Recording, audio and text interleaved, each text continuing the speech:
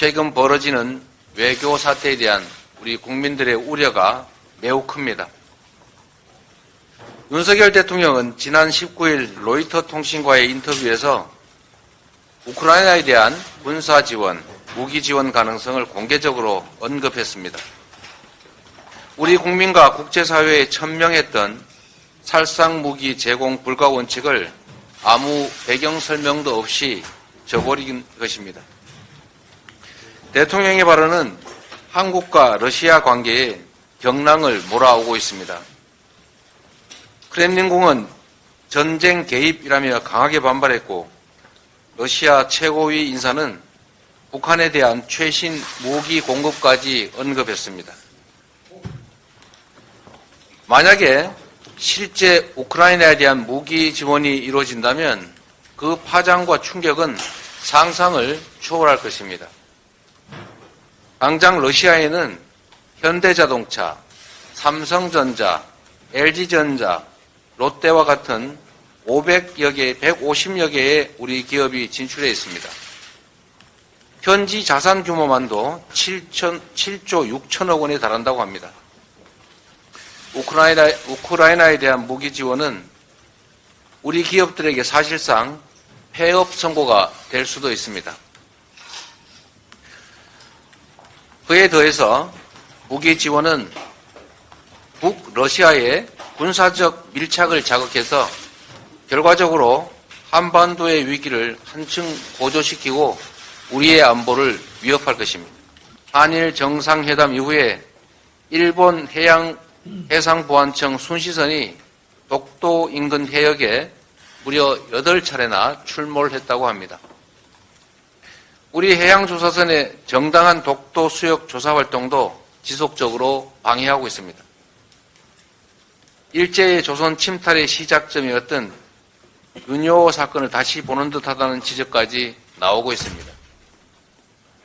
세계 주요 국가들과 어깨를 나란히 하던 우리 대한민국이 퍼주기 외교로 국익도 자존심도 다 짓밟히고 동네북 신세로 전락했다는 한탄마저 나오고 있습니다. 국방 외교는 보수 정권이 열어놓은 것입니다. 보수 정권 스스로 자신들의 선배들이 닦아놓고 역대 정부가 안정적으로 발전시킨 국방 외교의 기틀을 통째로 무너뜨려서야 되겠습니까? 존경하는 국민 여러분, 말 한마디로 천냥빚을 갚는다고 합니다. 외교에서야 오죽하겠습니까? 진영 대결의 장기말을 자처하면서 나라와 국민을 벼랑으로 모는 우를 더 이상 범해서는 안 됩니다. 한미 정상회담에서 우크라이나 무기 지원에 대한 어떤 방식의 합의도 해서는 안 됩니다. 대만 문제에 대한 한국의 불개입 원칙을 관철하고 공동성명 논의 대상에서 제외해야 합니다. 더 이상의 퍼주기 국익 훼손 외교를 하지 마십시오. 국격 저하, 국익 훼손, 국민 불안을 이야기하는 대통령발 외교 참사를 우리 국민은 더 이상 용납하지 않을 것입니다. 러시아에 대해서 사실 굳이 하지 않아도 될 얘기를 외신을 통해서 대통령이 언급하는 바람에 평지풍파를 일으킨 상황이 됐습니다. 물론 군수지원 문제에 대해서는 미국의 요청도 있는 것으로 보여지고 참으로 판단하기 어렵겠습니다만 외교라고 하는 것은 제가 알기로도 전략적인 자율성도 중요하고 필요할 경우에는 모호성도 유지해야 하고 행동과 표현의 순서가 바뀌기도 해야 하고 행동과 표현이 다를 수도 있어야 합니다.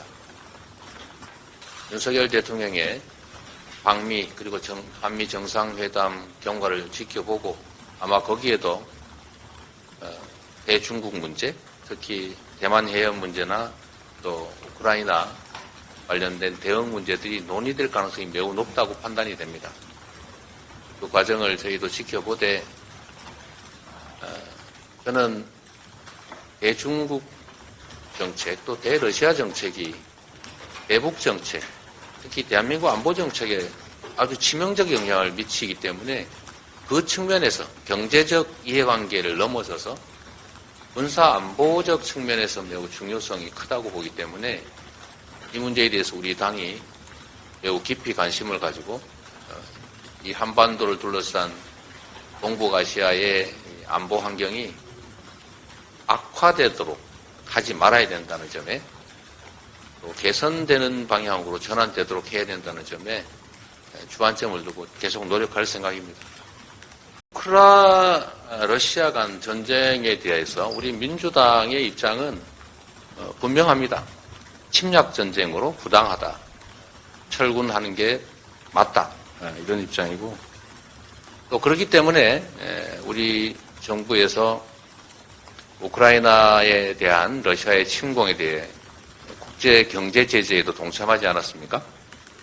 그 점은 더 이상 이제 논란할 필요가 없고 지금 현재 제가 말씀을 듣기로는 비군사적 부분에 대한 지원도 이미 하고 있다는 공격 무기가 아닌 방탄복 이런 지원을 해주고 있는 상태여서 저는 그 점에 대해서 우리가 반대하는 것도 아니고 우리 정부가 이미 시작을 했다는 점 말씀드립니다.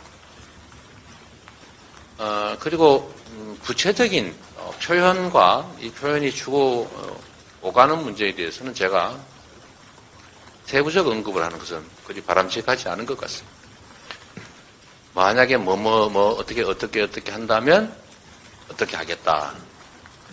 사실 그런 얘기는 외교에서 불필요한 것이죠. 가정에서 언급할 필요가 있을 때도 있습니다. 그러나 사실은 가정은 두 번째 본론을 말하기 위한 전제인 것이죠. 그런 걸 굳이 따질 필요는 없을 것 같고 너에 대해서 이렇게 하고 싶다라는 말을 할 때 그냥 하면 이상하니까 만약에 이렇게 한다면 이라고 붙이는 거겠지. 그렇게까지 해서 말할 필요가 없었다는 게 제 생각입니다. 그런 일은 벌어지지도 아직 않았으니 그게 실제로 벌어질 경우에 하면 되는 것이죠. 그게 우리 국내 문제도 아니고 외국에서 벌어지는 남의 나라 일이니까요. 물론 인권의 침해나 이런 데에 대해서 관심을 가지는 건 당연합니다만 과연 그렇게까지 가정에서 얘기할 만한 상황이었는가라는 점에 대한 지적을 하는 것입니다. 그래서 외교적 언행이 반드시 필요하다.